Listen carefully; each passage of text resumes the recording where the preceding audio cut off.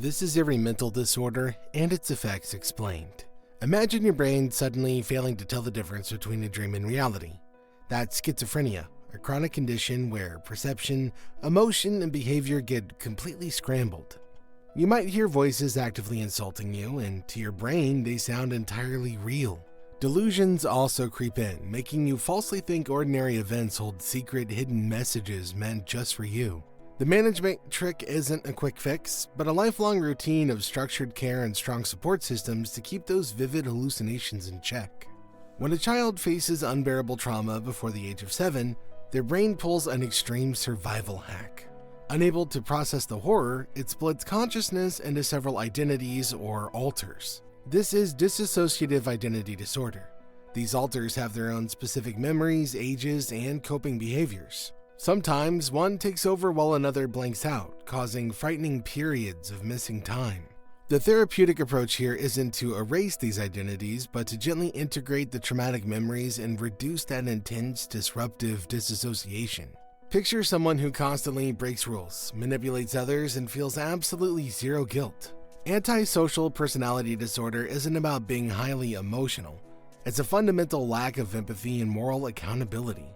They might lie or act aggressively just for power or a cheap thrill. If they hurt someone, they will probably just minimize it or blame the victim. Because their brain processes emotional consequences differently, the ultimate management tactic is tricky.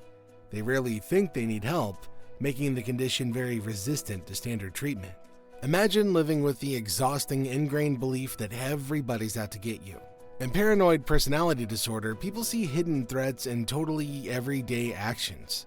A friendly greeting might be instantly seen as an insult or a clever manipulation tactic. They guard their secrets fiercely, terrified that close family will use the information against them. Unlike psychosis, they aren't actively hallucinating, but their beliefs are incredibly stubborn. The treatment trick requires immense patience, as this deep mistrust usually extends right to their own medical therapist. Delusional disorder is a fascinating condition where someone holds on to one fixed false belief for at least a month, despite obvious proof that it's wrong. With this disorder, the person might act completely normal in other aspects of life. The delusions are usually things that could realistically happen, like being secretly loved from afar or constantly followed. They twist evidence to beautifully fit their story, easily dismissing anything contradictory. Dealing with this involves carefully navigating their defensive resistance, as directly challenging the delusion rarely works.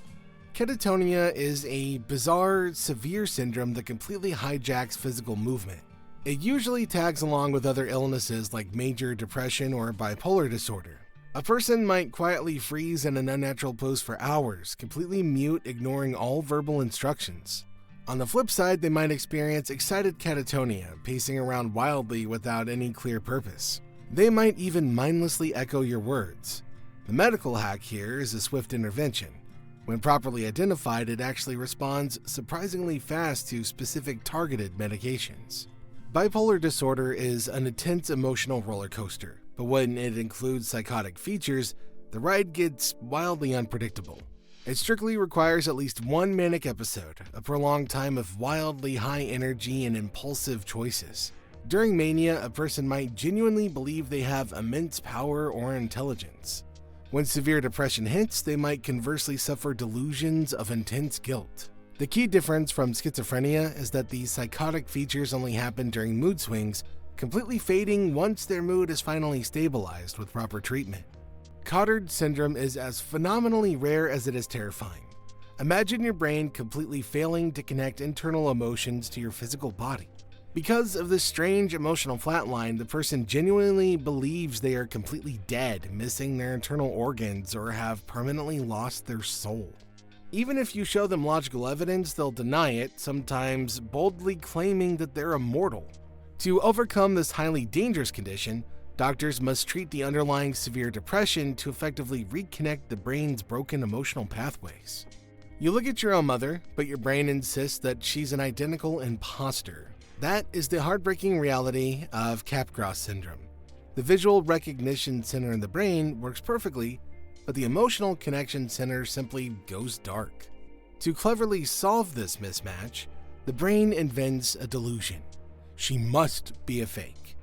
This bizarre phenomenon can even happen with family pets. Managing it is incredibly tough and focuses heavily on reducing distress and actively treating the underlying neurological or psychological disease. Living with borderline personality disorder is like walking around with emotional burns. Absolutely everything hurts intensely. It's driven by the brain's fundamental inability to regulate feelings, leading to an absolutely terrifying fear of abandonment. Relationships are a dizzying swing between viewing someone as a perfect savior one minute and a cruel enemy the next. People often struggle with personal identity and resort to risky behavior to escape pain. The successful management trick involves long-term therapy focused on emotional regulation and strict distress tolerance. Standard PTSD comes from a single terrible event, but complex PTSD builds up from prolonged inescapable trauma like chronic abuse or neglect. The exhausted nervous system gets stuck in a permanent threat detection mode. The person carries a crushing weight of toxic shame, genuinely believing the trauma was their own fault.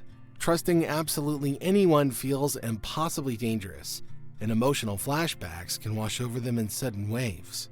Healing requires a slow, deliberate process of stabilizing the nervous system and carefully rebuilding a sense of emotional safety. Obsessive-compulsive disorder isn't about simply being tidy. It's an exhausting trap of unwanted, terrifying thoughts called obsessions.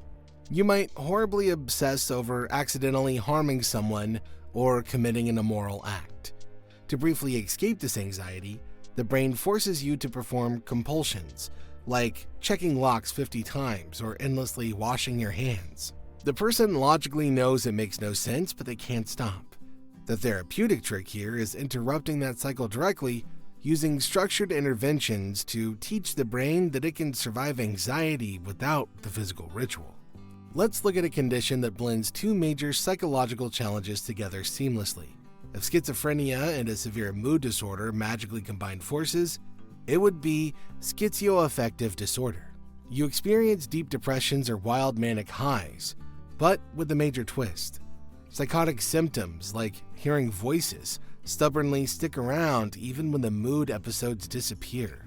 This heavy overlap makes it a very tricky puzzle to solve clinically.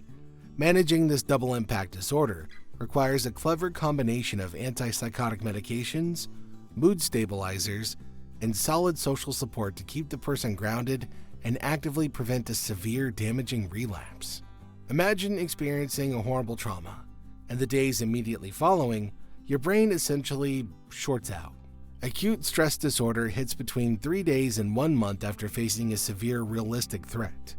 It's the brain failing to adapt to the stress, leading to intense flashbacks, nightmares, and a bizarre feeling of being totally detached from reality. The key intervention trick here is providing immediate structured psychological support to help the brain correctly process the shock before it permanently turns into long-term post-traumatic stress disorder.